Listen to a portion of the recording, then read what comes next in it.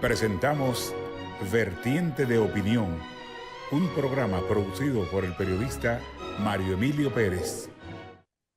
Saludos amigos de Vertiente de Opinión. Nos da mucha satisfacción tener con nosotros. Es casi un milagro lograr una entrevista con este destacado ingeniero geólogo, para quien los eventos de la naturaleza no tienen secretos. Y vamos a dialogar a todo lo largo del programa con él. Osiris de León, que es casi un milagro lograr que saque un tiempo, porque es el hombre más solicitado. A veces yo estoy viendo un programa y se produce una sequía en un sitio y dice, vamos a llamar a Osiris. Y entonces, hasta por teléfono lo entrevistan para oír su opinión autorizada.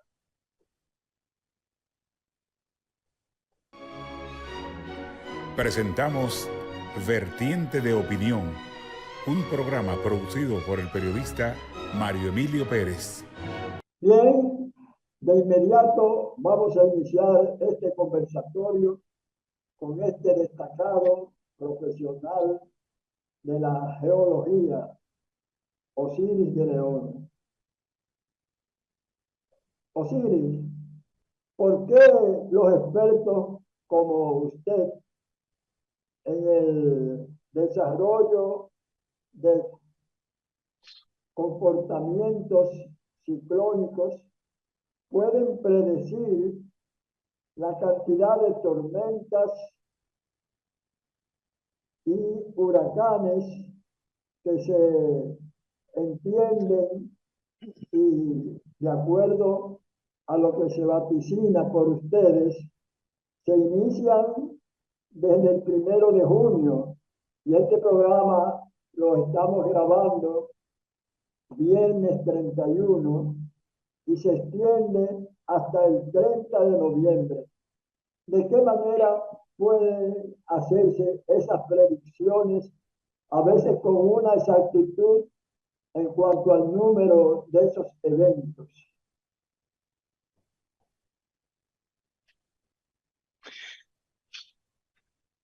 Mira, Mario Emilio, la ciencia ha evolucionado bastante y a partir del desarrollo de los sistemas computacionales y a partir del desarrollo de modelos matemáticos que toman las condiciones de presión, temperatura y flujo de viento, se ha podido establecer con gran aproximación matemática cómo se va a ir comportando el clima en una determinada región. Tú y yo estamos en la cuenca del Océano Atlántico y sabemos que los vientos vienen de este a oeste. Esos vientos que trajeron a Cristóbal Colón en 1492 se mantienen permanentemente de este a oeste. Y tú sabes bien que desde que llega el verano, las temperaturas sobre la superficie del mar aumentan. Siempre que la superficie del mar esté por encima de 27 grados Celsius, se produce mucho vapor de agua. Si en adición a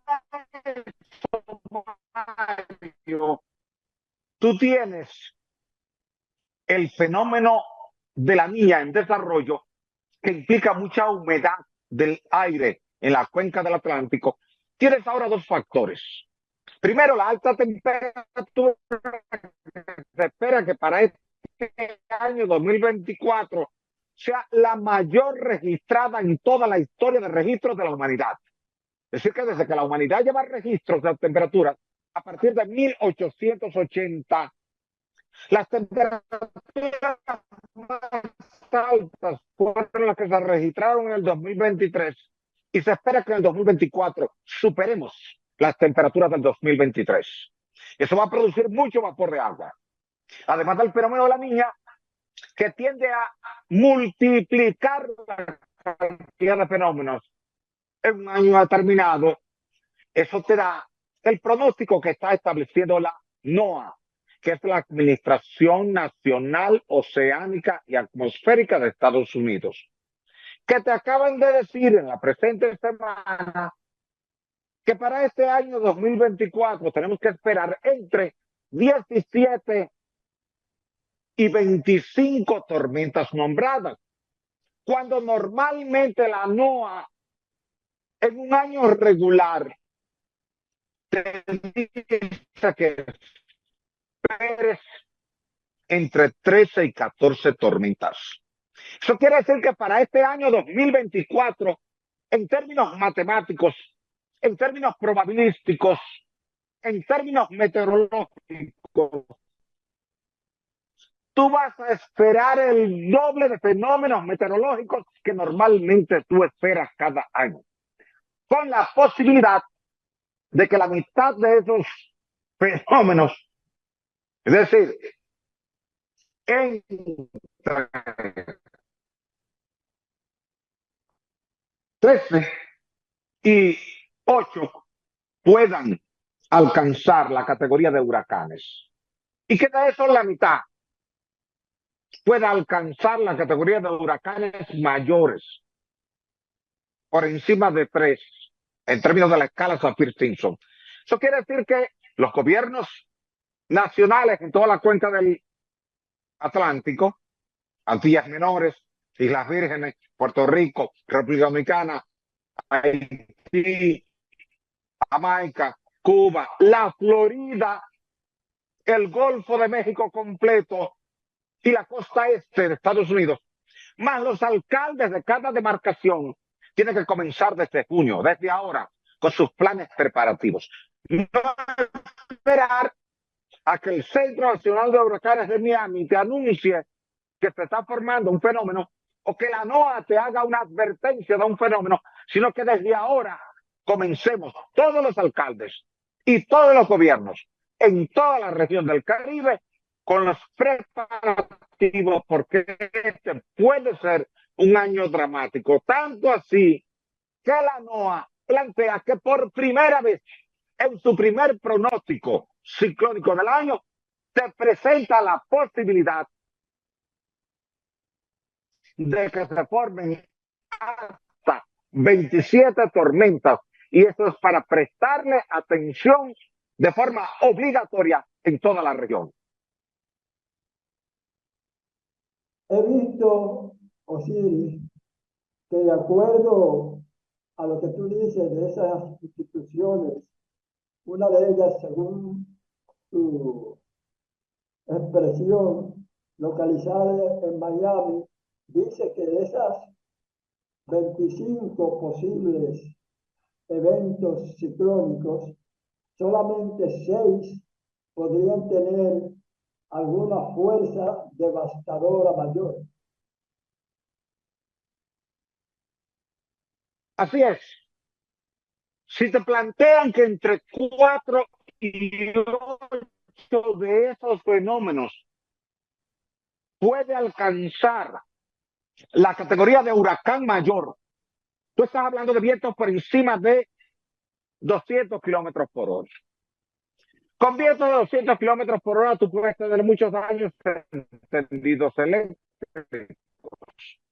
Te quedas sin luz por muchos meses. Tendido telefónico, acueductos. Tú sabes que cuando llueve torrencialmente, el río erosiona y transporta una alta carga de sedimentos. Eso hace que el agua corra sucia. Sucia porque lleva alta proporción de arcilla en suspensión coloidal. Pero tú no te puedes tomar esta agua, ni yo tampoco. Y ningún acueducto la puede servir a la población. Eso implica que tú tienes que abastecerte en junio y en julio de suficiente sulfato de aluminio en todos los acueductos y en todas las coras, las corporaciones de acueductos y alcantarillado, para tener ahí más sulfato de aluminio del que normalmente tú consumes en un año regular, de forma tal de que cuando te llueva torrencialmente y el agua corra sucia, tú puedas disponer de suficientes floculantes para clarificar el agua y que esa agua clarificada pueda llegar a tu casa y a la mía en condiciones adecuadas. Entonces eso implica un plan preventivo y ese plan preventivo implica recursos económicos y organizar desde ya el proceso de compra y contratación vía la ley 340 de compras y contrataciones públicas y no esperar a que te llueva torrencialmente y salir con un procedimiento de urgencia que normalmente la gente critica. Para evitar las críticas es mejor que desde ahora incrementemos la compra de sulfato de aluminio para todos los acueductos del país. Pero no solamente aquí en República Dominicana, Mario. Eso hay que hacerlo en Puerto Rico. Eso hay que hacerlo en Jamaica, en Cuba, en Miami, en New Orleans, en todos los lugares. Porque si se cumplen esos pronósticos que está planteando la NOAA en esta semana, entonces vamos a tener que desde junio hasta octubre estaremos bajo condiciones meteorológicas adversas que nos van a generar mucha carga de viento, muchos tendidos eléctricos y telefónicos en el suelo, mucha agua sucia en los ríos y en las tomas de los acueductos, y todo eso va a representar un caos que, aunque la gente sabe que esa es una consecuencia de un fenómeno meteorológico, a veces quiere que le resuelvan en tiempo récord. Que si llovió ayer, ya hoy tiene que haber agua limpia, y a veces no es posible por no tener todos los insumos necesarios o no están dadas las condiciones adecuadas en la planta de tratamiento, en la planta de clarificación, en el área de floculación de esa planta de tratamiento de agua. Entonces, lo mejor es primero mantener informada a la población permanentemente de estas advertencias y segundo, tratar de que todos los que manejan acueductos, todos los que manejan tendidos eléctricos y todos los que manejan tendidos telefónicos tengan planes preventivos listos para ponerlos en práctica tan pronto se presente una necesidad meteorológica. Esa característica es exclusivamente tropical, Osiris, de este país, que hay periodos de sequía que se alternan con lluvias abundantes y entonces se refleja en las presas y en la distribución del agua en todas las regiones del país. ¿A qué factores atribuir esa alternabilidad entre sequía y lluvias abundantes? Mira, las sequías responden a una disminución sustancial del contenido de vapor de agua en el aire, que va a depender mucho de condiciones ambientales en la región. Resulta que los desiertos, como el desierto del Sahara, el desierto de Gobi, desierto de Atacama, desierto de Arizona, desierto de Sinaloa y de Sonora, prácticamente no llueve. Pero eso no quiere decir que nunca llueve, porque con los cambios climáticos de repente te pasó en Dubái hace varias semanas y todo se inundó. O como te pasó en Arabia Saudita, que todo se inundó. O como te pasó en Yemen, que todo se inundó. En la parte sur de Brasil ahora todo está inundado. Aquí hemos visto en el Caribe lluvias torrenciales en el 2022, 2023, que nos han generado un caos. En el Caribe, tú estás en una franja tropical entre la latitud 18 grados norte y la latitud 20 grados norte. Por tanto, tú estás en el trópico de Cáncer. Y al estar ahí en el trópico de Cáncer, tú estás en una latitud boreal. Los vientos alisios vienen del noreste y vienen recogiendo el vapor de agua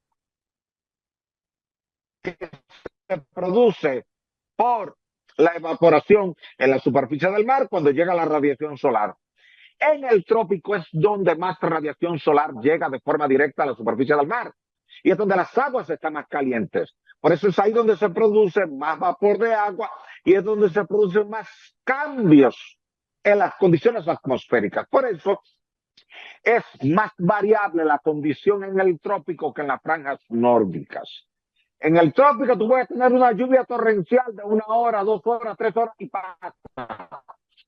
A veces tú te vas a Nueva York y estás una semana y tú dices el agua no ha parado porque la lluvia es ligera, tipo llovizna, pero duradera en el tiempo. Te puede durar 8 días, 10 días. Yo he estado allá por 10, 12 días y ha sido lluvia permanente, porque las condiciones climáticas allí son distintas a las de nosotros aquí en el trópico. Por eso, los que vivimos en el trópico estamos más expuestos a cambios bruscos en las condiciones meteorológicas. Y dependiendo de que tú tengas el fenómeno del niño, que trae sequía, o tengas el fenómeno de la niña, que trae lluvia abundante, tu agricultura y tus acueductos se impactan más o menos dependiendo de que tú tengas sequía o tengas un régimen pluviométrico intenso. Por eso es importante, Mario, darle seguimiento a los modelos matemáticos y avisarle con tiempo al país cuando viene una sequía o cuando viene un periodo de lluvias torrenciales. De esa manera, el agricultor se prepara en sus cosechas.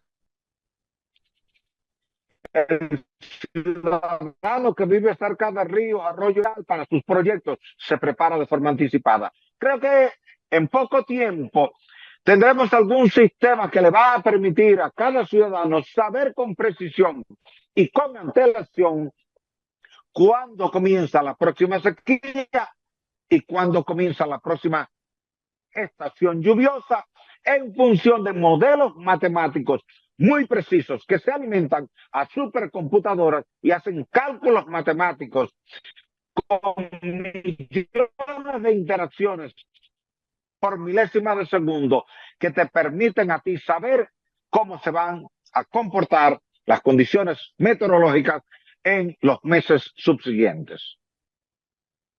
En mi condición de profano en la materia geológica, me impuse la obligatoriedad de formularte esta pregunta, y es que he visto que donde ustedes, los ingenieros geólogos, son menos predictores, valga el término, de los acontecimientos que se van a producir la naturaleza, es en los volcanes.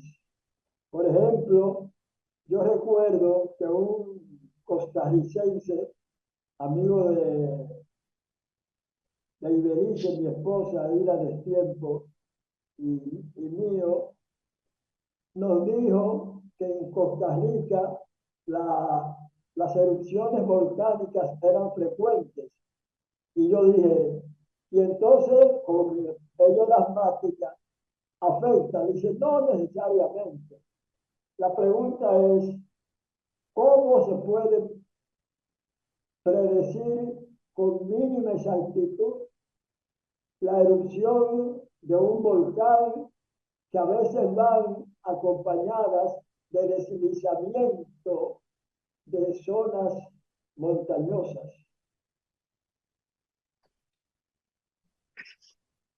Mira, ese es un tema sumamente interesante y al cual se le da seguimiento en diferentes partes del mundo porque hay observatorios. Tú tienes, por ejemplo, el observatorio del volcán Mauna Loa, que es el más activo en Hawái. Tienes ahí un observatorio en el volcán Arenas, en Costa Rica. Tienes un observatorio en el volcán Vesubio, en Italia. Otros volcanes de Italia, por ejemplo, allá en Sicilia, tienen observatorios. Y tú ahí monitoreas varias cosas, como es Estados Unidos, en el Santa Elena, y como lo hace también en el Parque Nacional de Yellowstone. Tiene sensores de gases, sensores de presión y sensores de vibración. Cuando un volcán está en la fase próxima a hacer una erupción, la presión interna aumenta. Por tanto, como tú tienes perforaciones y tú tienes instalado sensor de presión, la presión va aumentando. Pero en la medida en que la presión va aumentando, Mario, va rompiendo la roca, porque abre grietas en el entorno. Y cada vez que rompe un segmento pequeño de roca, se produce un pequeño temblor. Y ese pequeño temblor lo registra un sismómetro y un sismógrafo. Y entonces con eso tú vas ubicando la posición de cada zona que está en ruptura. Y así tú sabes que el volcán va a romper por el lado norte, o por el lado sur, o por el lado este, o por el lado oeste, o simplemente para arriba, por el cráter. Eso te permite a ti avisarle con tiempo a las comunidades. Recuerda que no hace mucho el volcán La Palma en Canarias y su erupción. Y el gobierno español le dio seguimiento permanente. Pero también se incorporó el Servicio Geológico de Estados Unidos, que estaba monitoreando. Y también el sistema Copernicus de la Unión Europea monitoreaba con satélites. La topografía también te ayuda con ese monitoreo, porque se instalan puntos de control que son monitoreados desde un satélite en el espacio, con una precisión milimétrica. Si el terreno se eleva 1 milímetro, el satélite lo identifica, porque tiene ahí lo que se llama una estación referencial, con 3 datos básicos: latitud geográfica, longitud geográfica y elevación altimétrica. Con eso entonces te dicen, mira, esta área del volcán es la que está más activa porque es la que se está levantando. Entonces aquí se espera una erupción en las próximas horas. Por tanto, al combinar la topografía con las vibraciones sísmicas, con las temperaturas y con la emisión de gases, además de la presión interna, tú puedes tener un pronóstico muy certero de en qué momento ese volcán va a hacer erupción. Entonces ya tú anticipas a la población para que la población pueda ponerse a salvo y ya se reduzcan significativamente las pérdidas de vidas. Con eso ya tú organizas un plan de evacuación con las unidades de socorro, defensa civil, comisión de emergencia, cuerpo de bomberos, centro de operaciones de emergencia. Van, desplazan a la gente, lo llevan a lugares seguros, y cuando el volcán viene a hacer erupción, ya toda la zona está despoblada, está desocupada y la gente se pone a salvo. Hace unos años tuvimos pérdidas de vida en Japón por una erupción de un volcán, pero es que la gente, aunque se le había dicho que el volcán estaba en proceso de erupción, quiso acercarse para hacer turismo volcánico, acercarse para tomar fotografías del volcán en proceso de erupción, como lo hace la gente en Islandia. Desde que le dicen que el volcán está en erupción, sale para allá, y eso es peligroso, porque a veces las erupciones son explosivas, se sale de control. Yo te puedo decir que yo he recorrido todo el perímetro del volcán Kilauea en Hawái, en helicóptero y en bote, y te puedo decir que ciertamente es peligroso. Es peligroso porque se puede salir de control. De hecho, hay muchos geólogos que han muerto. En el caso del volcán Santa Elena, en Estados Unidos, en la década de los 80, que hizo una erupción explosiva, geólogos que estaban ahí monitoreando perdieron la vida.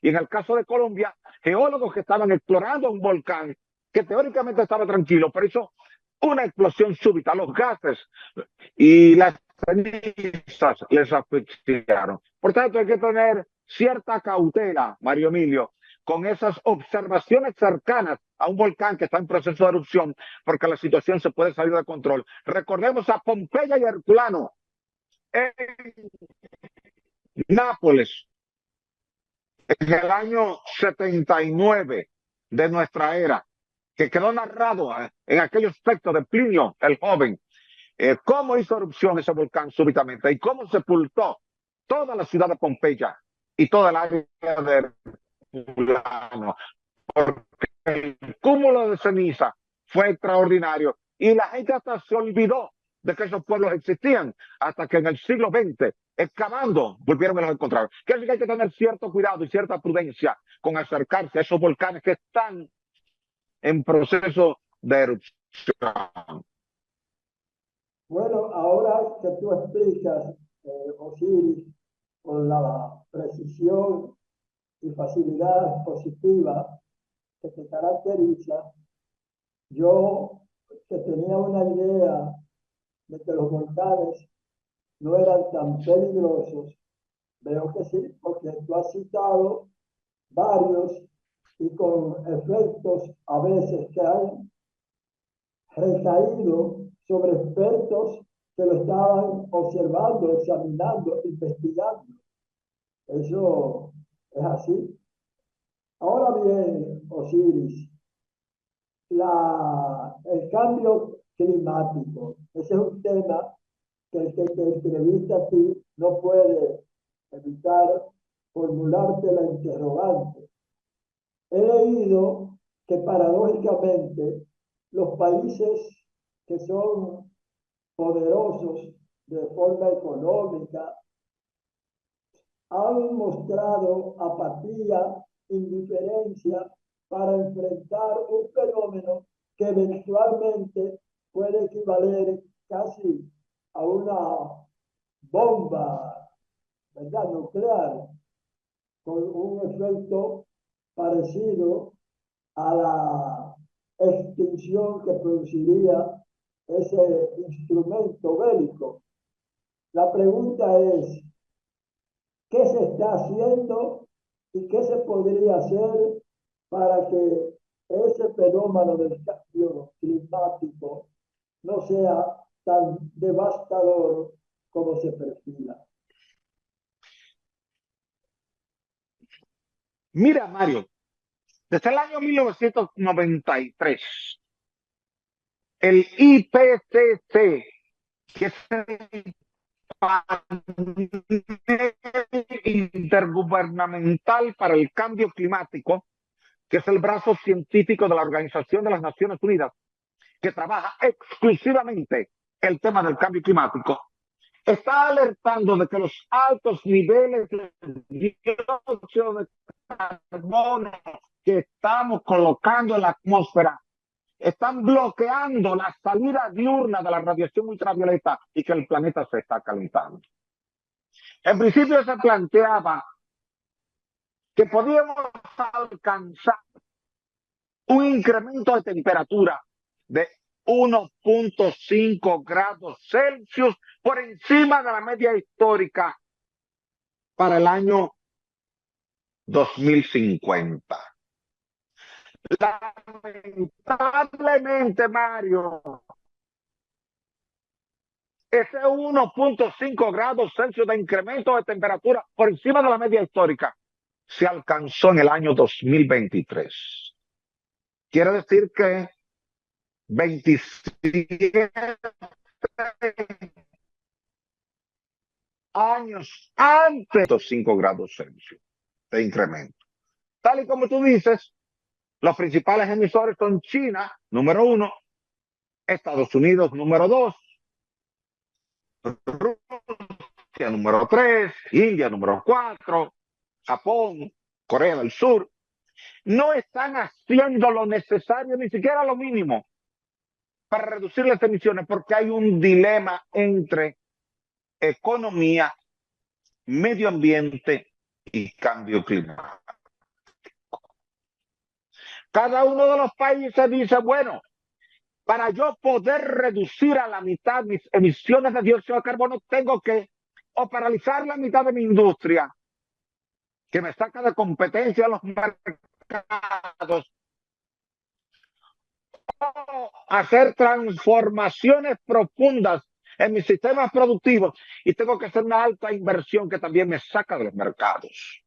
En consecuencia, en el interín, te dice cada país al otro país que baje sus emisiones mientras yo encuentro una forma económica de reducir las emisiones mías.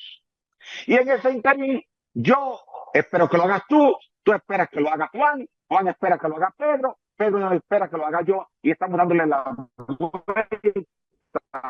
circunferencia y nadie asume el compromiso de comenzar. Cada año todos los países se reúnen en una cumbre que le llamamos COP, la cumbre de las partes. Y cada año firmamos un protocolo de entendimiento donde cada país, grande, mediano o pequeño, se compromete a reducir sus emisiones de dióxido de carbono para contribuir a reducir el problema del incremento de las temperaturas ligado al cambio climático. Pero todo se ha convertido en discursos, en propuestas, en textos, en iniciativas, en promoción, pero con cero ejecución. Seguimos viendo en cada uno de nuestros países que los principales sectores productores de dióxido de carbono son, número uno, el sector eléctrico, porque depende fundamentalmente de combustibles fósiles, carbón mineral, derivados del petróleo, natural. En segundo lugar, el sector transporte, vehículos, barcos, aviones, porque dependen de combustibles fósiles. Más del 95% del parque vehicular depende de gasoil o gasolina, combustibles fósiles, emisiones. En tercer lugar, tú tienes la industria, pero la industria se apoya en un sistema eléctrico y el sistema eléctrico depende de combustibles fósiles para cada kilovatio hora que se consume en esa industria. Si tú comparas las emisiones de dióxido de carbono de hoy, 2024, que están ya por encima de 426 partes por millón, con las que teníamos 10, 15, 20, 25 años atrás, cuando el IPCC comenzó a plantear esto, te vas a dar cuenta que la curva sigue creciendo, que solamente en los primeros 3 meses del COVID, abril, mayo, junio del 2020, hubo una caída en las emisiones porque se cerró la industria, se paralizó el transporte, porque durante 3 meses en casi todos los países la gente se quedó en su casa. Por la disposición de la Organización Mundial de la Salud, OMS, y por disposición de los gobiernos, que emitieron decretos diciendo todo el mundo en su casa. Se cerraron las industrias, se cerraron las escuelas, se cerraron los supermercados, se cerraron se cerró todo. Tú te quedaste en tu casa y yo en la mía. Solamente en este periodo de esos 3 meses se redujeron los niveles de dióxido de carbono. Fuera de ahí han seguido en una curva exponencial, ni siquiera una curva lineal, ni siquiera una recta lineal, una curva exponencial. Eso quiere decir que en algún momento cercano tendremos que hacer un alto en el camino y que los países más industrializados, que te aportan cerca del 70% del volumen total de gases de efecto invernadero, se propongan obligatoriamente reducir sus emisiones a la mitad. Si lo hacemos en los países pequeños como República Dominicana, nuestra contabilidad ni suma ni resta en el volumen total. Porque es como que tú y yo aportemos 1,000 pesos a la fortuna de Bill Gates. Ni suma ni resta esa cantidad comparada con las reservas monetarias que él tiene. Así pasa con el cambio climático. Cuando tú ves que República Dominicana aporta el 0,00025%, los países grandes te van a decir, bueno, esto no es significativo comparado con un 25% que aporta China, con un 15% que aporta Estados Unidos, que entre dos países ya están aportando el 40%. Y cuando tú le sumas a eso Rusia, India, Japón, Corea del Sur, te das cuenta cuáles son los grandes emisores de dióxido de carbono. Y es por ahí donde tiene que comenzar el compromiso, el deber y la obligatoriedad de reducir las emisiones de gases de efecto invernadero en 3 sectores fundamentales. Primero, el sector eléctrico, segundo, el sector transporte y tercero, el sector industrial. Bien, muy interesante esta exposición. Me recuerda la frase de Albert Einstein cuando dijo: solo hay dos cosas infinitas, el universo y la estupidez humana. Y de lo primero no estoy tan seguro. Así es, Volvemos así es. después. Presentamos Vertiente de Opinión, un programa producido por el periodista Mario Emilio Pérez.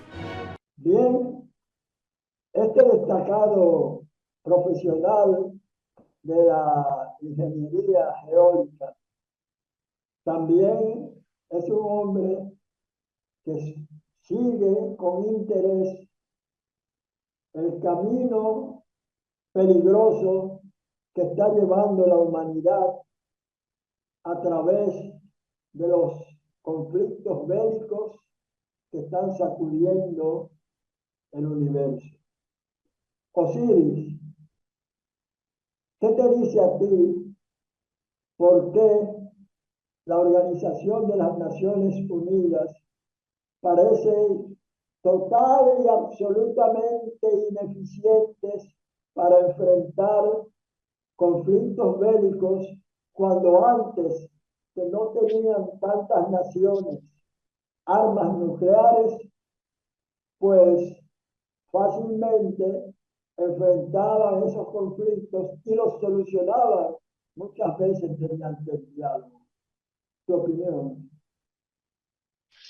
Mira, el hecho de que hoy día tengamos excelentes medios de comunicación que te permiten a ti, a mí, a todo el mundo tener una información rápida, instantánea de cualquier cosa que esté pasando en el mundo, debía ser motivo más que suficiente para que la Organización de las Naciones Unidas pudiera contribuir a poner freno a cualquier intento bélico en cualquier parte del mundo.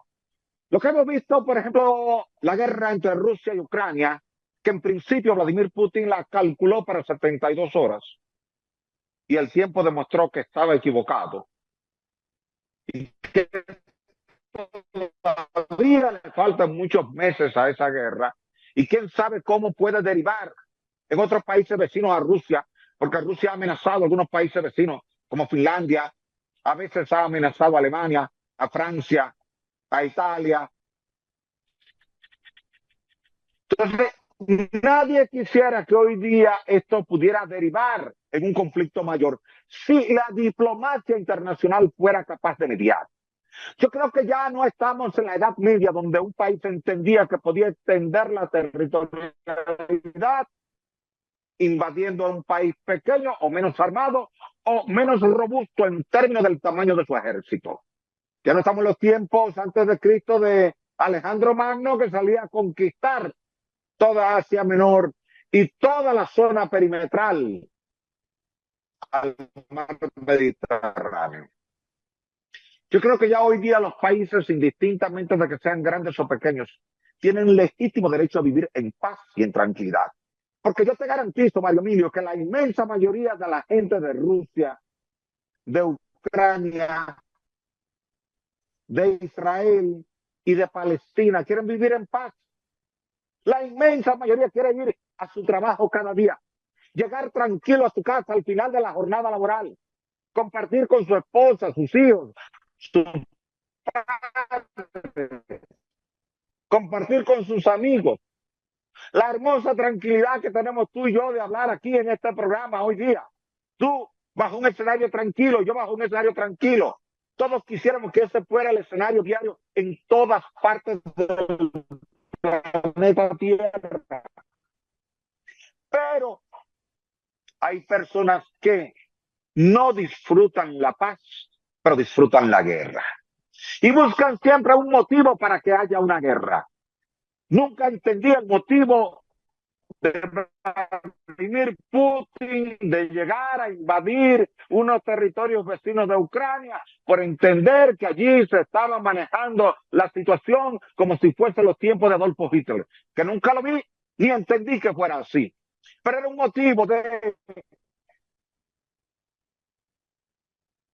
anexar territorio Y si eso lograba el resultado que él quería en 24 horas o en 48 horas, o en el peor de los casos, como él calculó, en 72 horas, como cuando Hitler invadió Polonia, que fue rápido, eso le dio motivo para seguir invadiendo los otros países vecinos.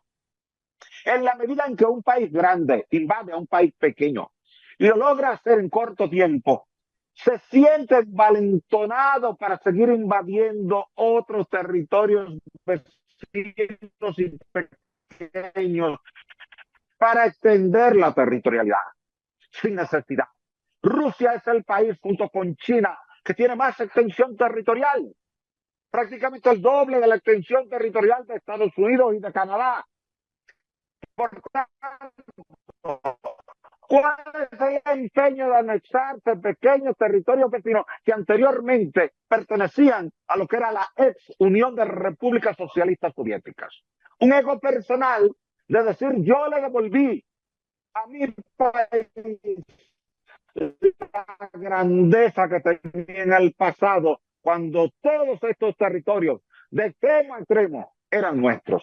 Yo creo que esos tiempos hay que ir dejándolos detrás. Creo que Naciones Unidas tiene que hacer más esfuerzo diplomático, y si no puede hacerlo diplomático, usar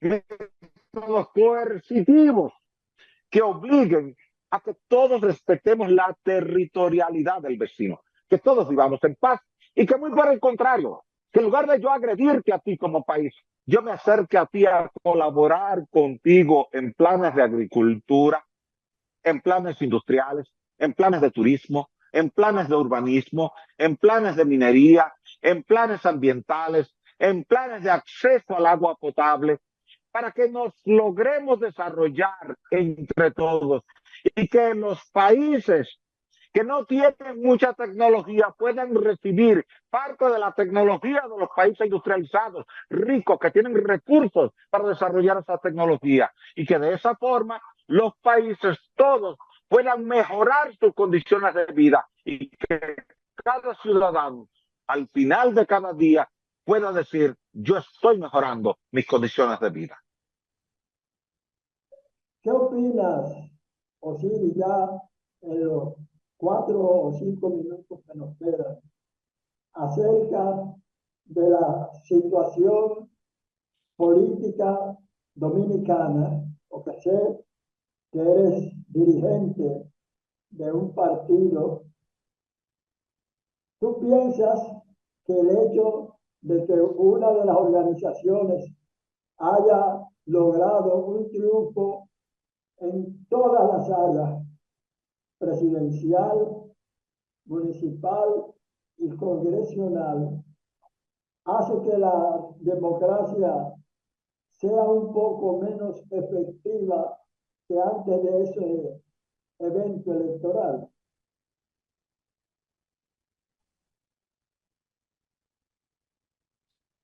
Mira, Mario Emilio, en política, los que hemos pertenecido a la corriente cristiana, siempre hemos dicho que en la abundancia es que hay que practicar la bondad, que en el triunfo es que hay que practicar la humildad, la sencillez y la concertación. Que cuando el pueblo te premia y tú ganas en las municipales, ganas en las nacionales y ganas en las congresuales, es porque el pueblo está confiando en ti, y es el mejor momento de tú devolverle al pueblo confianza, cariño, afecto y voluntad de concertación. A mayor triunfo electoral, mayor humildad en el ejercicio gubernamental. Si tú eres candidato a alcalde en una demarcación y tú ganas abrumadoramente, ahora tú tienes el compromiso de administrar para todos y dirigir para todos.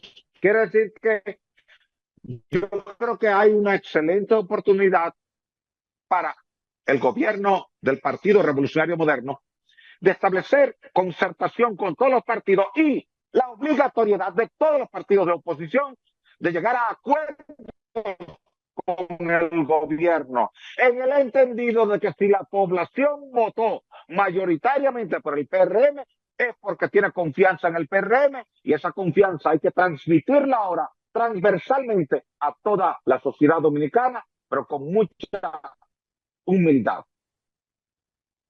Bien, le agradecemos profundamente a un hombre ocupadísimo como es el ingeniero geólogo Osiris de León, que por fin haya podido prestigiar este programa con su intervención, que más que una entrevista, cuando yo lo invito a él al programa, me convierto en alumno de inmediato.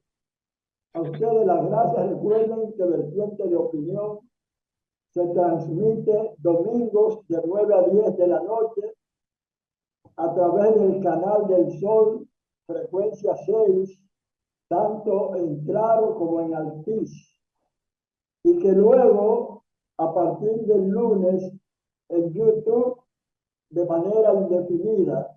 Si usted no pudo ver esta interesante comparecencia del ingeniero geólogo Osiris de León, pues va a YouTube y la verá todo el tiempo y todas las veces que lo desee. Hasta entonces. Hemos presentado Vertiente de Opinión, bajo la conducción del periodista Mario Emilio Pérez.